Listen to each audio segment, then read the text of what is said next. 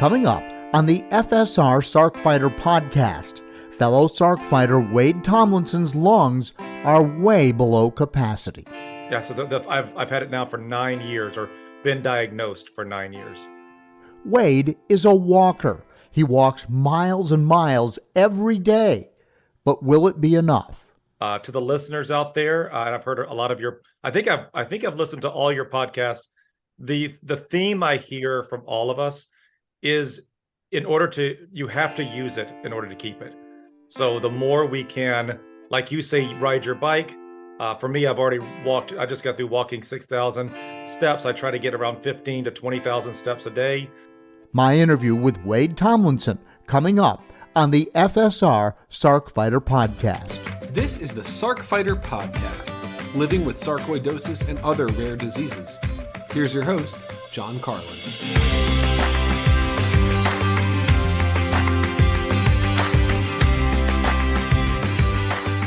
Hello and welcome. This is episode 81 of the FSR Sarc Fighter podcast. I'm your host, John Carlin.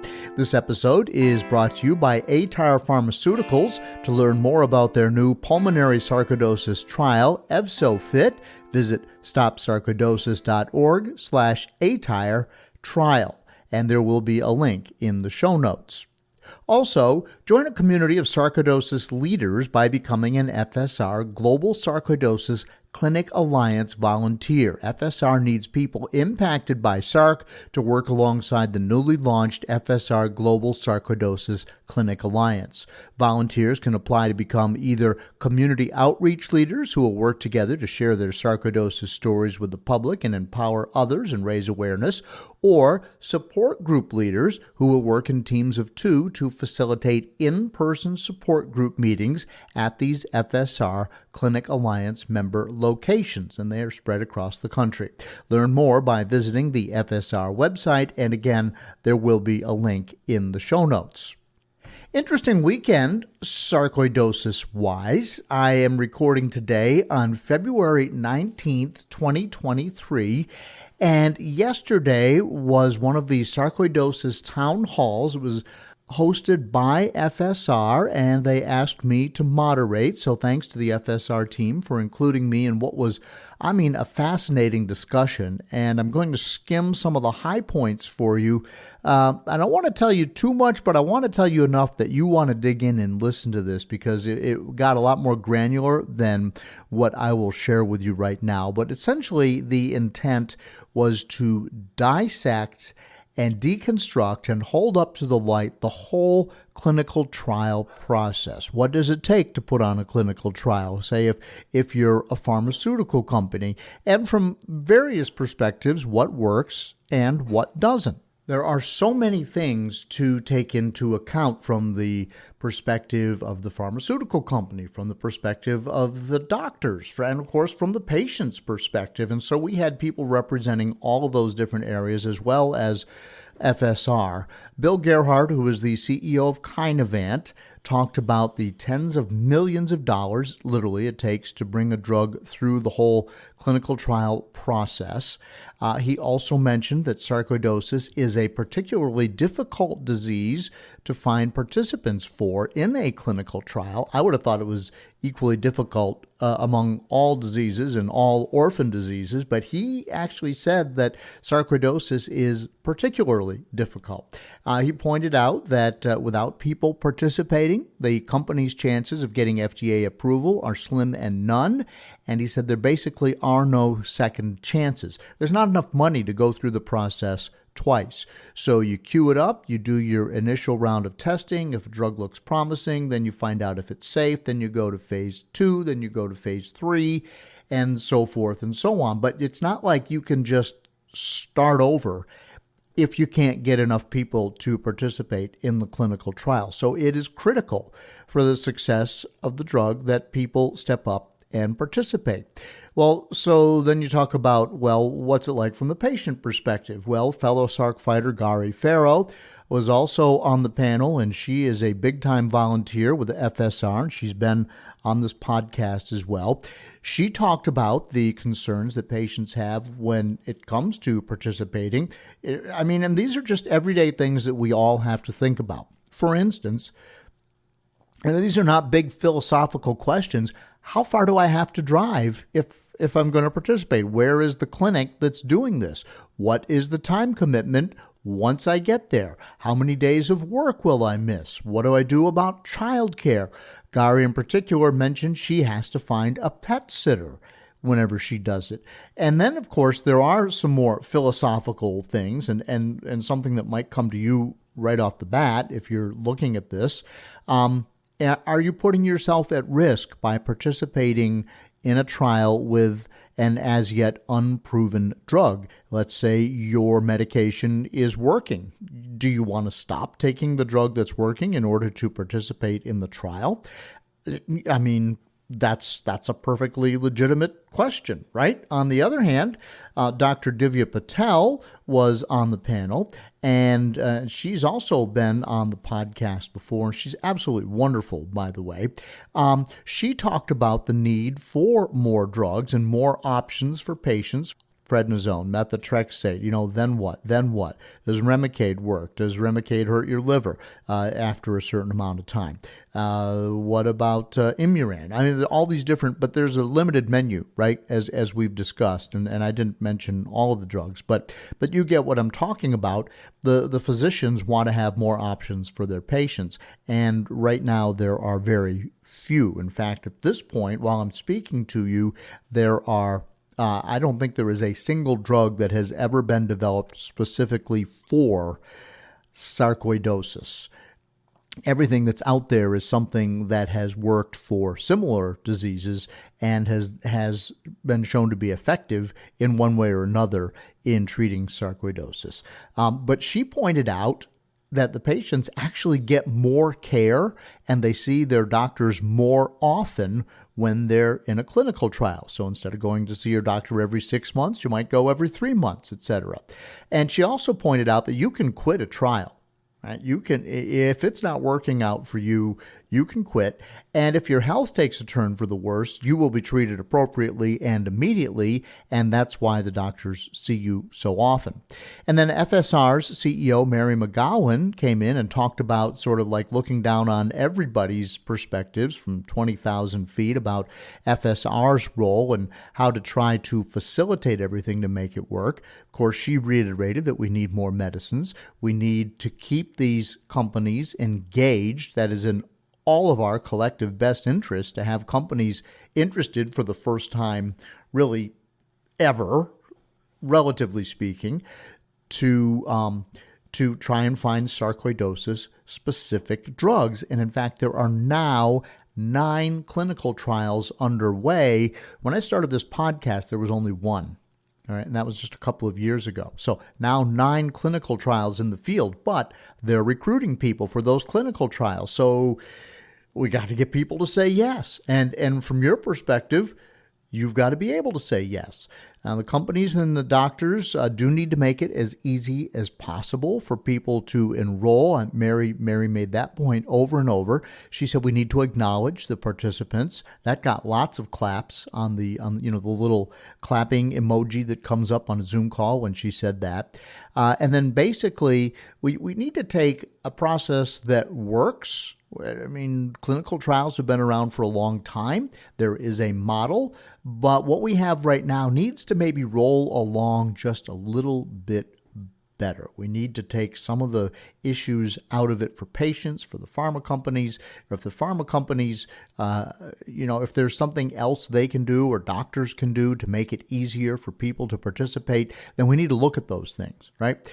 And the goal is to get all of this out on the table, to get the talking points out there and figure it out. Now, by the way, there was no disagreement from anyone about any of this. This was not a situation where people were finger pointing and saying, you patients don't try hard enough, or you doctors don't care, or you big pharmaceutical company, all you want is, to get your drug approved. Now, there was none of that. Okay. And I feel badly even suggesting that anybody might have a negative feeling. This was a very proactive conversation about how do we get to the bottom of this, what's going to work.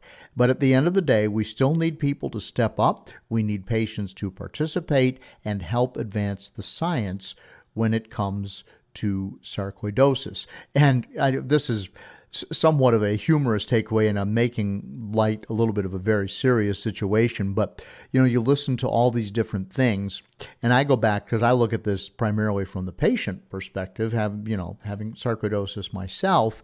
And I heard Gary talking about, I need a pet sitter. Right, I gotta have somebody watch my dog if I'm gonna go away, for a day or for an overnight stay, and I can't go unless I've got a pet sitter.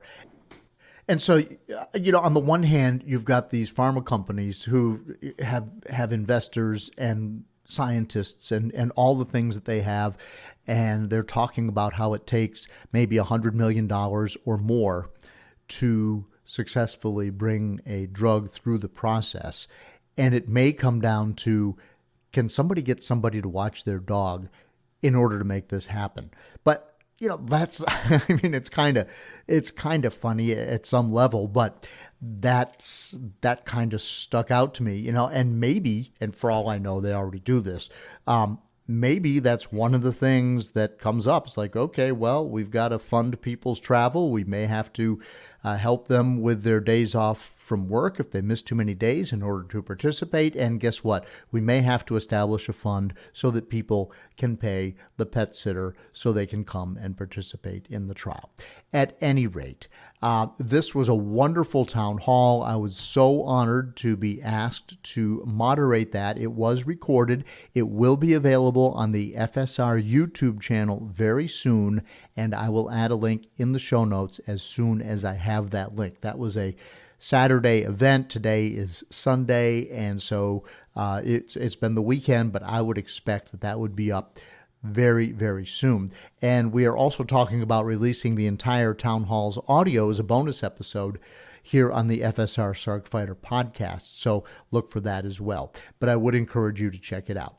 Real quick, today was a beautiful Sunday here in Virginia. I got out and rode my bike about 15 miles on the Greenway in Roanoke. It was beautiful to be outdoors doing my thing. Some of the flowering trees and the daffodils here are already blooming. Spring is coming very early. I would say, I don't remember the flowering trees like the redbuds and the tulip trees blooming in February ever. Usually that is a mid-March thing. So I would say several weeks early. But having said that, it was gorgeous to be out there today.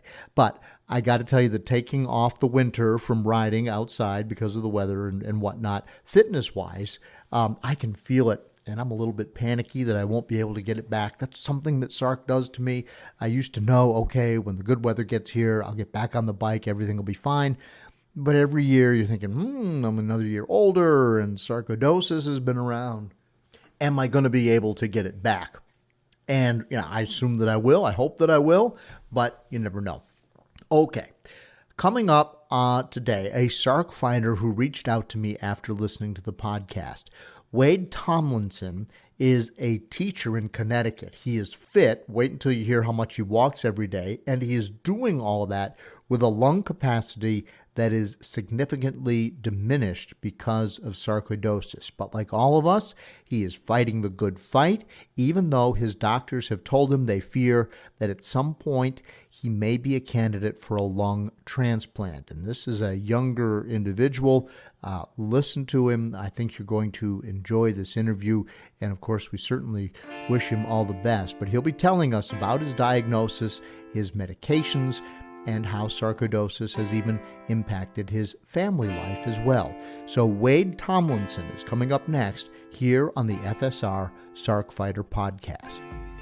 I feel like a zombie, just feeding and stumbling.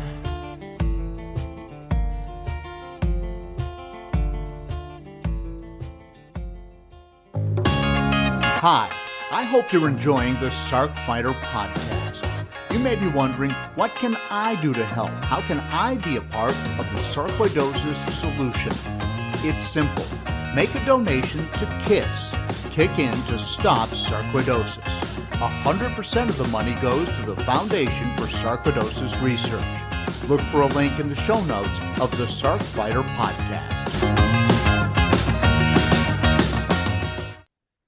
Welcome back to the FSR Sarc Fighter podcast. Wade Tomlinson is joining me now from Connecticut. Wade, welcome to the podcast. Thank you very much. It's an honor to be here. So I understand you've listened to a bunch of these podcasts. I think I've listened to them all. I've been listening for maybe a year and a half to maybe 2 years, something like that. So I think I caught you when you were at like episode, I don't know, 18, 19. So I had a lot of catching up to do. And I think I've been pretty much current since then. Well, thank you. Thank you very much. I appreciate it. It's good to know that people are out there listening, because so many people such as yourself have come forward to share their story. And it's good to know that it's making an impact. In fact, you reached out to me and you said, hey, I've been listening. You asked for people who are willing to share their story, and I think I'm willing to step up and do that. So thank you to you. You dealt with immunotherapy, and I want to get into that. It's not something we've discussed before. It's not necessarily related to sarcoidosis. So that's a little bit of your backstory, but let's jump to the part of your life where all of a sudden you learned you had sarcoidosis. When was that, and what did it look like? Yeah, so 2013, I started something called immunotherapy. I've always had this ridiculous post-nasal drip and a lot of congestion. My wife said, at that time, she was still, definitely we were together. And she was saying, you need to look into this. So I went to a doctor. They talked about something called immunotherapy, where you get tested for everything that you're allergic to. And they kind of put these little dots on your arm, and they kind of find out what you're allergic to. And then when they find out what you're allergic to, they create what is called a serum that's just for you. And you get, I think it was biweekly injections. And they basically give you the serum. So the idea is that your body learns to fight the allergens. Sure, we build up antibodies, right? With different antibodies. And what I was sharing with you is that I don't know where sarcoid came from for me. I think it is likely environmental. It could have been from this immunotherapy, because my body is literally trying to react to lots of different allergens. And I'm just wondering to myself if that was one of the causes. But I do know that I developed a cough. I also I had shingles, which is really, I'm very young to have shingles. Yeah. I'm not even 50 yet. So at that time, I just turned 40. I had shingles. So it was like immunotherapy for about a year. Then I had shingles. It was right around Christmas time. And then I developed a cough that I could not get rid of. And it got to the point where I really thought I was dying. I was coughing hard all the time. This is 2014. So we had a 3-year-old at the time. My wife gave birth in 2015. So that's around the time I think she's pregnant. It was a very, very difficult time. I was desperate, and I went to the doctor. I saw a pulmonologist. She did something called a bronchoscopy, and saw granulomas and diagnosed me with sarcoidosis. Cough and all of that was coming from the pulmonary sarcoidosis. Yeah, so basically it was my lungs. You probably heard other the doctors you've interviewed before talk about granulomas as I think of it like a sludge, like it's like a sludge-like substance that kind of coats healthy parts of your lungs. Mm-hmm. And then fluids kind of get into your lungs. And the more fluids get into your lungs, my understanding is you start coughing. And I haven't heard a lot of your guests talk about the cough. For me, the cough was absolutely central and still is central to my experience. And for some people with sarcoid, I've heard them talk about a dry cough. And I don't know, that's so foreign to me, because mine is so what you might call productive. And I feel like I'm just constantly getting rid of all that fluid in my lungs all the time, and trying to clear that out.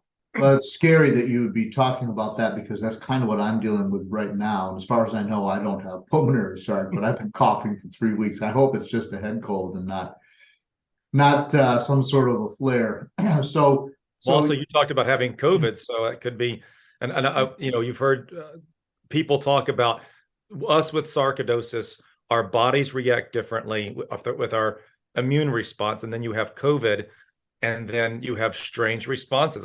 My wife currently has COVID right now. She's upstairs and in bed, unfortunately. And I notice I'm trying to quarantine myself, but I know if I get it again, it would be my second time, that I would likely have an even worse cough. It just seems like my body reacts differently to COVID than other people. So while we're on that, so this would be the second time. When did you first have COVID? The first time it was so mild. My wife had it, then my children had it. I was the last to get it. And you would think somebody immunosuppressed like myself would get it first, but I was the last one. And for me, the only thing, I had a tingly tongue, I couldn't taste anything, and I had headaches. That was it. But I have done some research to find if you have it a second time or even a third time, it just gets worse. It's harder for your body to fight. But I have had the most recent boosters. I've been very much up to date with all the shots that you need.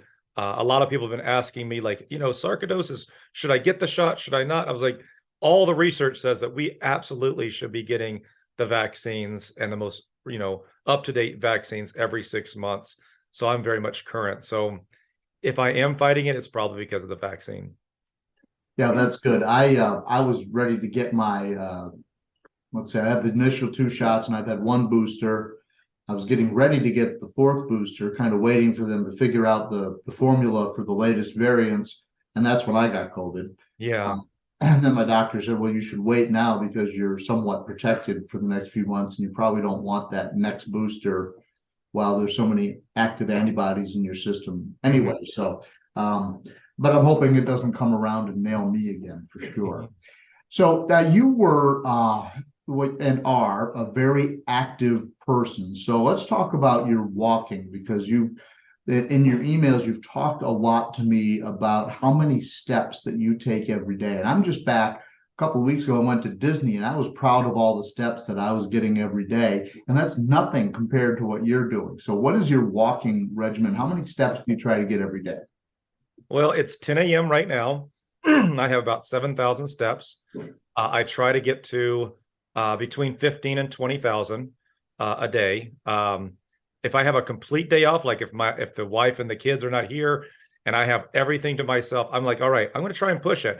And I've done as much as 40,000 steps, 41,000 steps before. That's really rare, but my belief system is you use it or lose it. So if you continue to stay in shape and you continue to try to push what your body can do, then you're more likely to not get flares and you're more likely to keep the health that you have. And I'm right on the margins. I only have I have 30% lung function. So I don't have a lot of margin in my lungs. So it takes me longer to do, distance walking, but I know that I can't afford to have any slippage, because if I have any slippage, it's going to be, it's going to be worse. And we can get into what my doctor's recommending a lung transplant in my future, and we can talk about that. So, but I don't want to get to that point. I want to use the lungs that I currently have as long as I possibly can. And so my goal is just to keep pushing myself as far as I can go. When you talk about all those steps, say 20,000 steps, what is that, about 5 miles? I'm trying to think. So it's approximately, it's a little over, for me, it's a little over 2,000 steps a mile. So 20,000 is approximately 10 miles a day. Okay. And where do you do this? Do you just have a sidewalk or a trail near your house, or what is it? So I live in the forest. I live in beautiful countryside in rural Connecticut. Right outside my house, we have the Audubon has a beautiful 5-mile loop. I do that loop. I try to do that loop, once, at least, 3 times a week. Try to do it once a day if I can. I guess it keeps my dog. I have a very active dog. I know you have dogs. I have a very, very energetic dog, and he could probably go 20 or 30 miles a day. He gets bored with me if I go too slow. But I take him out there and we do that. There's also lots of state parks in my area. I'm very, very fortunate. We have some beautiful waterfalls here, some just wonderful areas to hike. It's Connecticut is a beautiful part of the country. And I have access to everything from beach, which is about 20 minutes to the south, to, mountainsides, just, 30 minutes north. And I'm in the hill country. So everything around us here is I call them mountains. My wife laughs at me. She's like, no, they're hills. And we argue about what a hill is versus a mountain. But, when you have sarcoidosis, to me, everything that's uphill is a mountain. Walking over a bridge can be a challenge. Yes, it can. So how do you know what your lung function is, and what was the progression? Were you at 30% already when they did the test and discovered that you had the granulomas? So in 2014, when I was diagnosed, I had at that point around 45% lung function off my breathing test that I was doing, at least, but it was very erratic. Sometimes it was like 60%. So they thought there was a lot of tissue that could be saved. I got on prednisone, as many of your guests have talked about. The problem with my doctor at the time is that that's the only prescription she gave me. She gave me a lot of prednisone. I got the big moon face. I was incredibly irritable, annoyed, frustrated, angry. I gained a lot of weight, and I had a little child, and I look back on that, it just makes me so sad, because it was like I really felt like I lost some really good years during all that. Now there are other treatments that I'm aware of, but my doctor at that time either was not aware of them or didn't think they were appropriate. So my lung function over time went down, because her only dial up was she would dial up the prednisone and then dial it back down. And then when I would have another flare, dial it back up and then dial it back down. And there was just no other treatment in her mind that was available. I did go to a different doctor later on at UPenn, but they kind of had the same. I mean, they were interested more in diet, so I tried different diets. I know you've talked about diet, and that definitely did control some of the flare-ups. But their only medication regimen at that time was the prednisone, and it wasn't until I started going to Yale University here in Connecticut that's when I finally got an expert doctor. Her name is Dr. Galati. I'm going to shout her out. She's wonderful at Yale University at the interstitial lung pulmonary group there, and there's she informed me of a lot of other treatment areas. So my lung function now has gone from it was at about 40% steady, and now it's about it's anywhere between 30 to 35%. Somewhere in that area. I still have excellent oxygen diffusion. For those with with pulmonary sarcoidosis, they don't like. I recognize these terms. I still have good oxygenation. I'm usually within 91 to 99%. So I'm very efficient for what I have, but I do have very low lung function. So you were going back to 2014. You had this postnasal drip all the time, and you thought it was allergies. I mean, were you that kid that always had allergies? I mean, is this a lifelong thing? I think it's always. In fact, I think it's genetic, because my mom had it. She would clear her throat, I don't know, 50 times a day. It was like she always had that stuff, and I've always had that stuff. That crud. And I just can't quite get rid of it. And I think for me, it was an excess of dairy, especially early on in life. And I think looking back on it, like, we didn't know in the 1970s, lactose intolerant was not part of the lexicon. Right. I think I was a lot more lactose intolerant. And yet I drank the milk. I drank the chocolate milk. I ate the cheeses. I did all the stuff. And the more I had all that heavy dairy, and we had a lot of dairy in my house, and my mom's a Cajun French woman, so there was a lot of foods that were very rich in butters and oils. I think that contributed to having a lot more in terms of congestion. And I just didn't know. We didn't know any of that stuff in the 70s and 80s. So when they were doing all the dots on your arm and they were testing you to develop this immunotherapy serum, they were testing for things like ragweed and all that type of thing. Yeah, I was allergic to dust mites. I was allergic to certain allergens that can be found in goose feathers, like in your pillows, like the down that's in your pillows. Sure, yeah. I was allergic to that kind of. So they tried to angle, like, okay, not only the serum, but also eliminate these pillows, eliminate this kind of dust, vacuum this kind of thing, get an air filters. So they were Purifier, interested sure. in all those kind of things as well. And did that work for a time? I mean, were you making progress? I Yes and no. I mean, I certainly once I got rid of the pillows, I was like, wow, I'm not so stopped up when I wake up in the morning. That's kind of good. And certainly getting an air purifier in the house. We also have a dehumidifier that kind of limits the humidity. I was like, all those things I think had a positive benefit. Marginal gains, Yeah, marginal gains. marginal. Okay. Mm-hmm. But then all of a sudden things got worse, right? Because now you transitioned at some point from, wow, I've got a runny nose and postnasal drip and coughing all the time, to I can't breathe. What was that like, and when did you start to become alarmed and think, I need to find what else is going on with me? Yeah, I had just turned 40 in September of 2013. By the end of 2014, I had shingles. That's just crazy because most people don't get shingles and that early. And I don't know where that came from. I had a doctor who said it can't be shingles, and they tested me like, but it is. I don't understand. Like a 40-year-old getting shingles is really unusual, and I never recovered. It was a long recovery. I developed a cough, and my doctor thought it was a cough that was related to just recovering from shingles. They're like, this is really hard on your body. It's going to have to take time to work its way out. But 3 months in, and I was dying.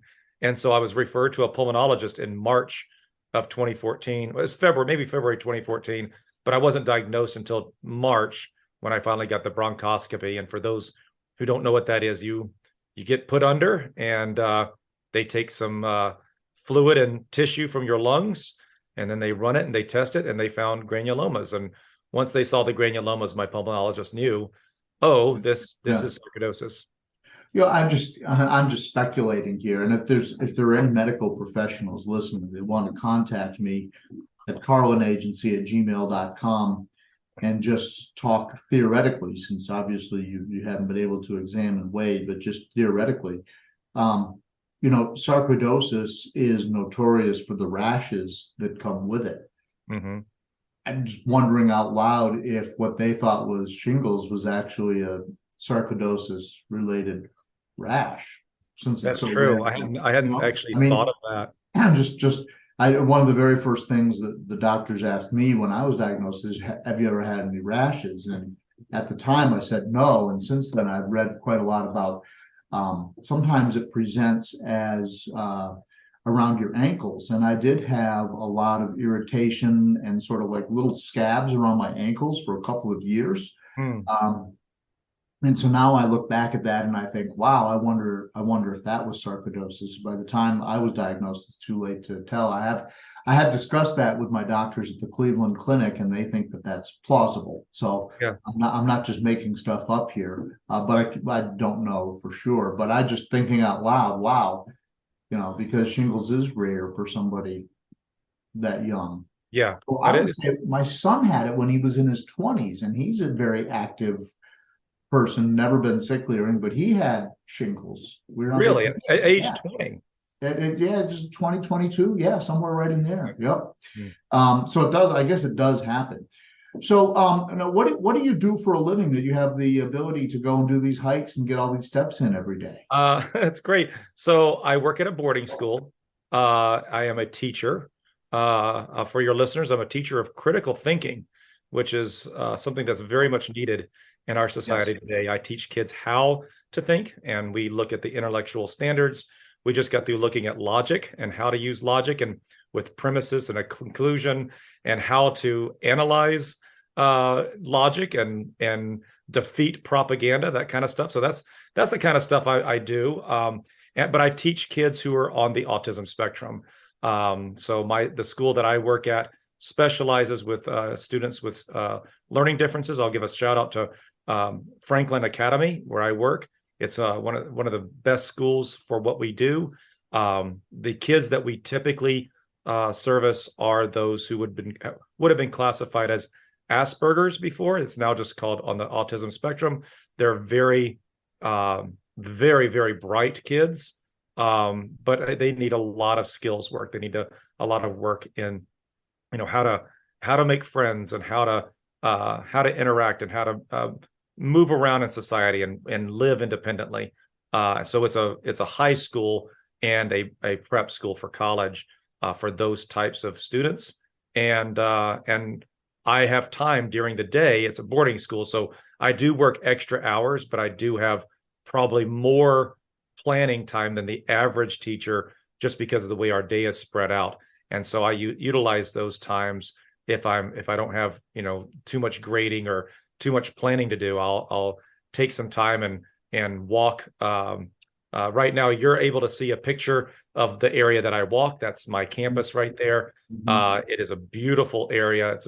It's a mile walk around the campus, and I'll set my timer. It's like, okay, I have 20 minutes. I think that's enough time to do the walk, because it's all part of it's uphill, then it's a kind of a flat, and then it's downhill and around the pond. And I'm like, all right, so if I have that amount of time, I'll go do that. If I have more than that, I'm like, all right, I'll have this amount of time, and I try to time it to maximize what I'm able to do.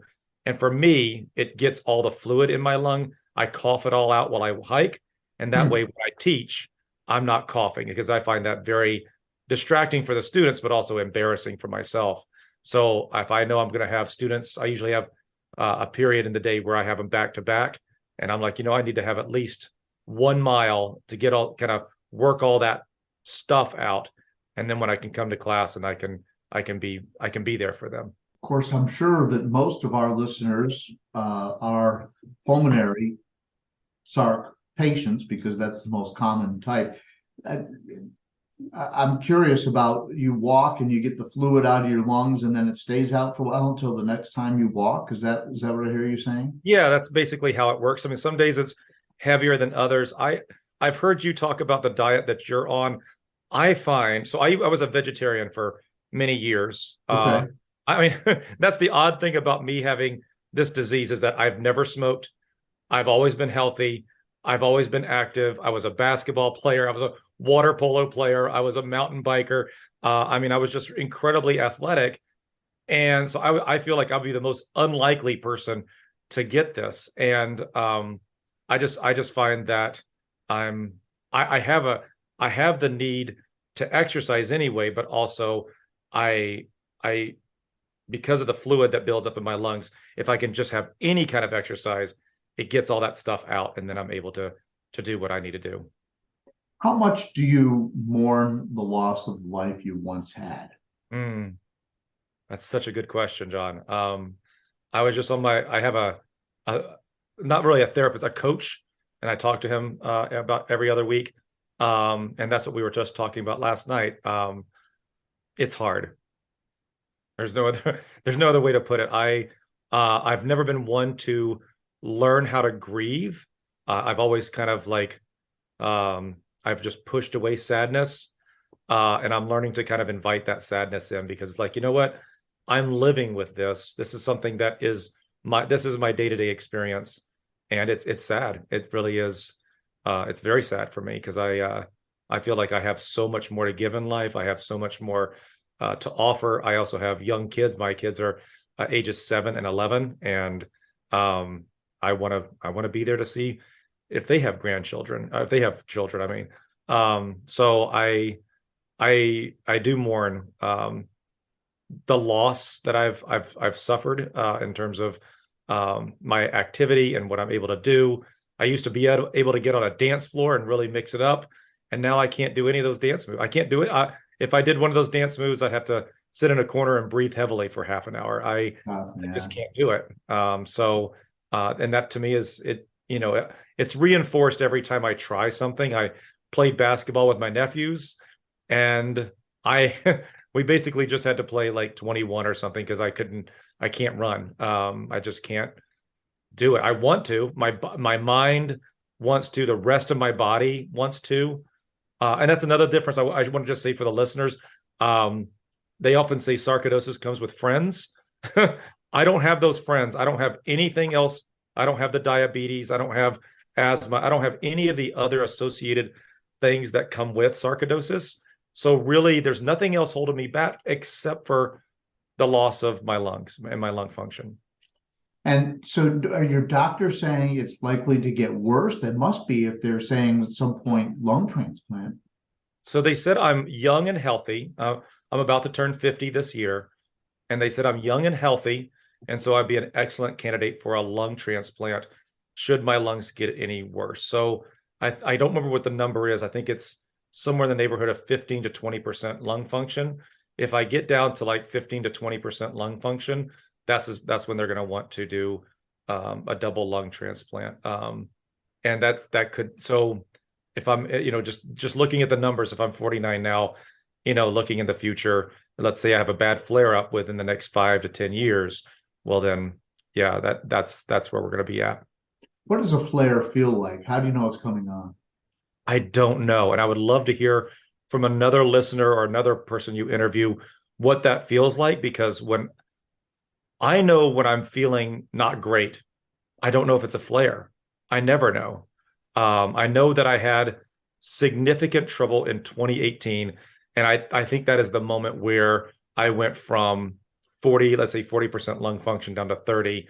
I had some kind of significant decrease, but to characterize it in words, it's hard for me to, I just know that I had more coughing. It was a little harder to hike that hill, that it was just a little harder to do everything. I think for me, it was very gradual. It wasn't like I've heard some other people in your podcast talk about they knew exactly when. For me, it was very, very gradual. And I was like, I think I need to see the doctor. Like, I don't know, something doesn't feel right. But it wasn't a one event kind of thing. What are you taking medications wise right now? Oh, well, I got the moon face right now because they bumped me up on prednisone because I had a stomach bug recently, and it was just harder for me to breathe. I had a lot more wheezing in my chest. My doctor kind of did the stethoscope, said, "Wow, you got a lot of stuff in there. Let's blow that out." So I'm on 30 milligrams of prednisone right now, coming down off of 40. So I'm on about 5 to 10 milligrams of prednisone. For your listeners, I haven't heard them talk about OFEV. That's OFEV, but OFEV is a drug that prevents you from getting worse. For those of us with pulmonary sarcoidosis, it's a brand new drug. It's incredibly expensive, but I kind of worked out a deal with the pharmaceutical group that makes it so that they charge the insurance, and I don't have to pay myself. Like they basically create a benefit for me to help pay my portion of it. And OFEV just doesn't allow me to get worse. It's basically the idea of it is a blocker to block me from getting worse. I have not heard of that, and that surprises me because a lot of this stuff trickles into my inbox. OFEV. Yeah, OFEV. OFEV. Okay. It's a brand new drug. It came out, I want to say September of last year. I think it was approved. So it really is brand new. I think it's like $100,000 a year, but they do work with their patients to mitigate the cost so that I could never afford anything like that, but they make it so that the individual, whatever our copays are, they cover it. In fact, they gave me their own credit card, their own it's like a health savings account card. And so that when my renewals come up, it just goes onto that card, and then they pay the cost that I would normally have to. It's like a subsidy so that I can take it. And I'm thinking that drug, since I haven't heard of it, is targeted at people with various forms of lung disease as opposed to a sarcoidosis specific drug. Yes. Yes, it's for, I don't remember, interstitial fibrosis, I think is the term. Yeah. So it's wider than just sarcoidosis. It's for anybody who has any lung function problem. It came across. So my doctor heard about it. Like I said, Dr. Galati, she's terrific. She heard about it and she said, "I really want to get you on this drug because we don't want to talk lung transplant before it's necessary." So I'm on OFEV. I'm also on gabapentin to kind of control the cough. And I'm also on something called Tessalon pearls. For those with pulmonary sarc, I've been in networking with people, and they often talk about Tessalon pearls. It's basically it's Mucinex. It's like they take the active ingredient of Mucinex and the thing that makes Mucinex work, and they put it in these little tiny golden pearls, and Oh. it really prevents excess coughing. So I still cough, but it really limits it. I can have long periods and large stretches throughout the day where I'm not coughing because of that. Well, let's hope that other folks who are listening maybe can reach out to their doctors and at least ask good questions, and maybe find some relief themselves through that, through critical thinking and critical argument. Yeah. Right. And John, do you take supplements? I know I take vitamin D and I some do. other supplements. Do you take those kinds of things as well? Yeah, I do. I'm on a whole litany of vitamins, and off the top of my head, I don't know, I take a multivitamin, I take a B complex, I take vitamin D, I'm doing omega-3 fish oil every day. Yeah, I do All the of fish those, oil. and a probiotic. All of those some of those are just for general health, and some of those are things that various people along the way have indicated that it would be beneficial to me. And so I've just kind of got this cocktail I take every morning. I don't think about it that much anymore. Yeah, I'm the same way. It looks like a lot of pills because of the supplements. One of the ones that I do is turmeric and ginger with cracked pepper. And that's supposed to limit the inflammation. And right now I'm currently drinking some green tea. So those kinds of teas that bring down the inflammation. So I'm very much an anti-inflammatory guy, just trying to do whatever I can to get the inflammation down. Right. And so you've listened to my interviews with Lindsay Nuremberg, who had me on that anti-inflammatory diet. Yes. And I have to admit that I felt like that worked, and yet I've drifted. On the other hand, the holidays are difficult. There are cookies everywhere. I just got back from a week in Key West, and that's not like an invitation to healthy eating lifestyle, anything. So, but I think I'm back on my way towards a more anti-inflammatory lifestyle. Let's just put it that way. Yeah. How does your wife tolerate all the stuff going on with you and your kids? That is such a great question. I'm glad you brought it up, because I think having someone in the house with my kind of lung function, knowing that a lung transplant may be in my future, that is really hard on the spouse. And my kids, it's interesting. Sometimes I just think they're clueless, and then other times they'll say something and they're really profound. I'm like, oh crap, you're thinking about this too, so it's hard, I think, on the people who love you, because they see you suffering. I try to hide it. I don't know how other people deal with it, but I try to hide the cough, but I can't. It's once it comes on, it's loud. It's, the dog comes up and tries to lick me. He knows something's going on. Yeah. It's tough on the spouse, because, she wants to care for me, but at the same time wants to give me space. It's embarrassing for me. And so I think that would be a great episode, I think, to do with somebody. I know you in the past, you actually had a couple on, and somebody as a spouse who came on, but it'd be really good to have, I think, an expert to talk about how spouses get through this, because I just find that when I hear her perspective, she's like, I wanted to marry a healthy, active guy. I married somebody who I thought I could take hikes with and run with. She's a runner. I could do all these things with, and now we've lost that. So, now what? And I think it's harder on spouses, perhaps in some ways, because they have to watch us suffer, than it is on the person who's actually going through it. I just wonder about that. And for me, I don't know how other people internalize it. I just feel a lot of guilt, sadness and guilt. Like, gosh, I feel like I'm letting her down. She didn't sign up for this. This is not what she wanted. And it's certainly not something I want my kids to have to see. I did have a doctor who told me, like, this makes kids tougher. This helps them see that, life is fragile, it's precious, and it's something that you need to value. So they said this is a positive for kids, but for me, it's still, it hurts me to think of them seeing me suffer. I want to thank you for sharing your story, and I do appreciate it. Thanks for coming on the podcast. Thank you very much, John. I really appreciate it. I feel like a zombie, just feeding and stumbling.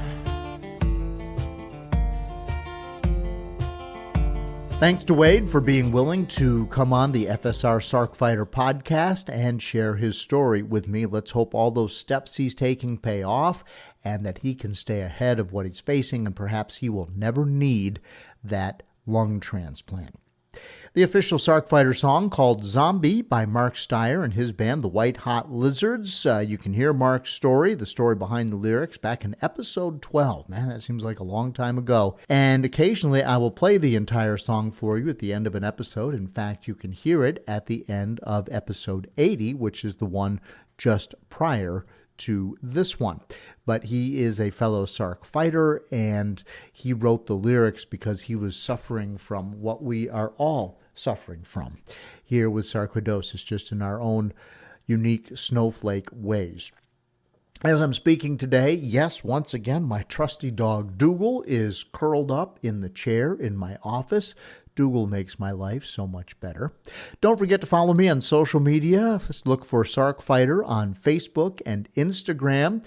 I have an indoor bicycle called a Peloton, and if you have a Peloton, you sign up for the classes and you can follow people, and if you look up Sarc Fighter, you can follow me. I have a cycling blog called Carlin the Cyclist with a section devoted to cycling with sarcoidosis. If you are new here and just trying to figure out what sarcoidosis is, go back and listen to episode 2 with Dr. Simon Hart. My story is episode 1. The backstory to the founding of FSR is episode 11 with Andrea and Redding Wilson. Andrea being the Sarc fighter there, but they started the foundation right at their kitchen table. If you would like to let me know how you're doing, or just talk about the podcast or whatever, and I get all kinds of emails, and I really look forward to those. I got to tell you, send me an email, carlinagency@gmail.com, and there's a link in the show notes. And I just want to tell you, I so appreciate your interest in the Sarc Fighter podcast. It helps me reach more people and grow the show if you share it on your social media. If you like it, please tell just one person and give the show a nice review on Apple Podcasts or wherever you get your downloads. Until next time, keep fighting.